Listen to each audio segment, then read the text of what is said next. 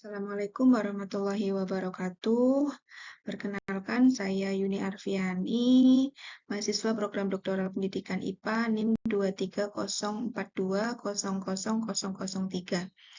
Dalam kesempatan kali ini, saya akan menyampaikan terkait identifikasi permasalahan dan rencana pembelajaran semester pada mata kuliah Fisika Lingkungan. Oke, ada 4 yang akan saya sampaikan terkait hal ini, yaitu yang pertama adalah deskripsi mata kuliah fisika lingkungan, kemudian yang kedua adalah identifikasi permasalahan, yang ketiga rencana solusi, dan yang keempat rencana pembelajaran semester atau RPS. Mata kuliah fisika lingkungan ini diberikan kepada mahasiswa semester 4 dengan bobot 3 SKS dan bahan kajian yang ada di dalamnya yaitu konsep IPA dan lingkungan hidup. Jumlah pertemuannya ada 16 pertemuan yang terdiri dari 14 pertemuan perkuliahan berupa teori, praktek, dan lapangan. Kemudian ada ujian tengah semester dan ujian akhir semester. Untuk materi ajar ada 12 materi ajar, yaitu hakikat fisika lingkungan, kemudian ada lingkungan air, lingkungan tanah, lingkungan udara, bunyi, radiasi, lingkungan hidup, pencemaran lingkungan, pengelolaan limbah elektronik, pemanasan global, energi baru terbarukan, dan penanganan dampak permasalahan. Dari perkuliahan fisika lingkungan yang sudah dilaksanakan dan hasil observasi yang sudah dilakukan terhadap mahasiswa maupun dosen pengampu, ada beberapa permasalahan yang muncul. Yang pertama, terkait fisika lingkungan sendiri itu sebenarnya membutuhkan pembelajaran yang tidak hanya membekalkan kemampuan kognitif saja, melainkan afektif dan keterampilan yang berwawasan lingkungan atau green behavior. Kemudian masalah yang kedua, ternyata pembelajaran fisika lingkungan yang sudah dilaksanakan cenderung dominan dalam membekali kognitif saja dengan konsep-konsep fisika dan berfokus pada kegiatan di kelas. Jadi, cakupan materinya itu belum mengakomodir secara kontekstual terkait isu-isu lingkungan. Sehingga hal ini memunculkan permasalahan yang ketiga, yaitu keterampilan berpikir kritis mahasiswa, serta keterampilan kolaborasi dan komunikasi tentunya kurang terlatih. Akibatnya apa? Akibatnya CPL dan CPMK untuk dimensi keterampilan kurang maksimal. Nah, dari identifikasi keempat permasalahan tersebut, maka saya memiliki rancangan solusi yang nanti dapat diterapkan dalam pembelajaran fisika lingkungan. Rencana solusinya, yang pertama, saya merencanakan untuk menggunakan model problem-based learning dengan case method, yang tentunya nanti pembelajaran akan lebih kontekstual mengenai permasalahan lingkungan yang ada di wilayah setempat. Caranya adalah mengajak mahasiswa untuk melakukan observasi lapangan secara langsung mengenai permasalahan tersebut. Kemudian dari observasi tersebut nanti ada penugasan berupa laporan observasi, kemudian presentasi, dan juga video. Tujuannya apa? Yaitu tujuannya tentunya melatih kemampuan kolaborasi dan juga nanti keterampilan komunikasi dan yang lain sebagainya yang berkaitan dengan dimensi psikomotor atau dimensi keterampilan. Nah, untuk penilaiannya sendiri tentunya menyesuaikan dengan proses pembelajarannya, yaitu ada penilaian tertulis, ada penilaian sikap, kemudian ada penilaian keterampilan. Bobot penilaian terbesar nanti ada pada aktivitas partisipatif, yaitu kehadiran aktivitas diskusi dari hasil luaran mahasiswa juga, yaitu presentasi, laporan, dan video.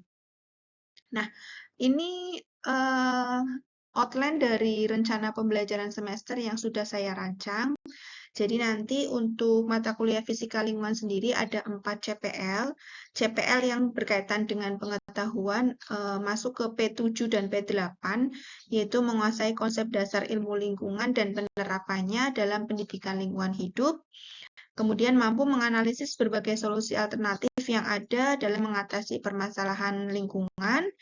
Kemudian untuk dimensi CPL sikapnya ada bekerja sama dan memiliki kepekaan sosial serta kepedulian terhadap masyarakat dan lingkungan. Untuk CPL keterampilan, mampu memanfaatkan pengetahuan IPA yang dimiliki untuk mengambil keputusan secara tepat dalam konteks penyelesaian masalah berdasarkan hasil analisis informasi dan data. Nah, dari CPL ini saya turunkan menjadi 4 CPMK. CPMK yang pertama ini berkaitan dengan P8 dan CPMK kedua berkaitan dengan P7. CPMK 1, mahasiswa mampu menganalisis fenomena fisika pada lingkungan air, tanah, udara, radiasi bumi, energi baru dan terbarukan, serta dampaknya terhadap lingkungan kehidupan manusia. Untuk CPMK 2, mahasiswa mampu menerapkan konsep ilmu lingkungan. Kemudian untuk CPMK 3, ini juga berkaitan dengan CPL P8, mahasiswa mampu menganalisis masalah yang timbul terhadap kehidupan sebagai akibat dari fenomena fisika kaitannya dengan produk-produk hukum yang ada. Untuk CPMK 4, ini berkaitan dengan CPLS 4, yaitu mahasiswa mempunyai pengalaman bekerja sama dalam melakukan riset ilmiah sederhana terkait dengan permasalahan lingkungan.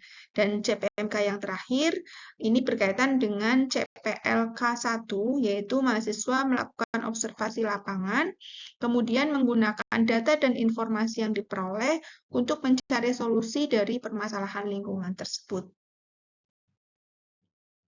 Nah, ini rincian dari langkah pembelajaran dan juga penilaian. Jadi saya soroti yang berkaitan dengan solusi yang saya tawarkan. Di sini yang mewakili adalah pada minggu kedua, yaitu untuk materi lingkungan air. Nah, untuk pertemuan kedua ini juga hampir sama dengan pertemuan ketiga, 4, 5, dan juga 6. Tetapi materinya kalau di pertemuan kedua adalah lingkungan air, sementara di pertemuan berikutnya hingga pertemuan 6 adalah lingkungan tanah, udara, bunyi, dan juga radiasi. Kita lihat di sini pada bagian metode pembelajaran dan pengalaman belajar, saya mencantumkan di situ menggunakan case method. Kemudian ada presentasi dan diskusi. Nanti pengalaman belajar yang diperoleh mahasiswa memaparkan, mendiskusikan, serta menganalisis gejala fisika pada lingkungan air. Nah, untuk tatap mukanya nanti ada 3 kali 50 menit karena mata kuliah ini 3 SKS, kemudian tugas terstruktur, dan juga ada tugas mandiri. Ini bersesuaian dengan penilaiannya. Jadi penilaiannya karena tadi ada case method dan juga ada presentasi, diskusi, maka untuk penilaiannya ada lembar observasi keterampilan. Nanti ada lembar observasi keterampilan kolaborasi dan juga keterampilan komunikasi. Tentunya nanti disesuaikan dengan kriteria atau indikator. Ada 3, yaitu mahasiswa menunjukkan penguasaan konsep, kemudian mahasiswa menunjukkan sikap yang baik dalam bekerja sama dalam kelompok, serta mahasiswa menunjukkan keterampilan berkomunikasi yang baik saat melakukan presentasi. Nah, kemudian untuk pertemuan ke-13 sampai dengan ke-15, ini nanti terkait dengan studi lapangan atau observasi lapangan yang dilakukan oleh mahasiswa. Di sini saya sudah mencantumkan tentunya untuk metodenya juga ada case method juga, penugasan, presentasi, dan di sini saya berikan contoh permasalahan di lingkungan setempat. Kalau di Kabupaten Tegal sendiri itu ada contohnya pencemaran limbah logam dan juga ada pencemaran limbah industri tahu di Kabupaten Tegal.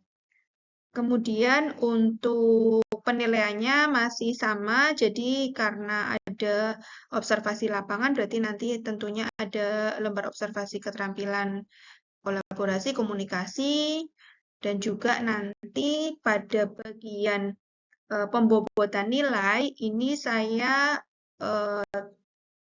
bobot yang besar itu ada pada aktivitas partisipatif dan hasil proyeknya, yaitu aktivitas partisipatifnya ada kehadiran, pengukuran, aktivitas diskusi kelompok dan diskusi kelas. Kemudian untuk hasil luaran mahasiswanya itu ada presentasi, hasil observasi, ada laporan dan juga video.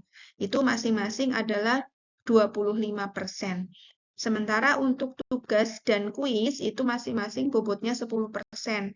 Tugas sendiri ada pengumpulan dan penilaian tugas, kemudian untuk kuis sendiri ada pretest dan posttest. Nah, kemudian untuk UTS dan UAS ini bobotnya 15% masing-masing. Untuk UTS-nya penilaian hasil pengerjaan soal, sedangkan hasil UAS-nya ini lebih ke gelar karya. Jadi nanti hasil observasi lapangan itu dibuat gelar karya untuk masing-masing kelompok. Produknya apa, nanti bisa disajikan videonya, bisa juga dokumentasi-dokumentasi yang dihasilkan oleh mahasiswa, nanti dibuat gelar karya, termasuk juga laporannya nanti bisa disajikan di dalam gelar karya tersebut. Nah, itu yang dapat saya sampaikan terkait solusi yang diwujudkan dalam RPS untuk permasalahan di mata kuliah Fisika Lingkungan. Terima kasih. Assalamualaikum warahmatullahi wabarakatuh.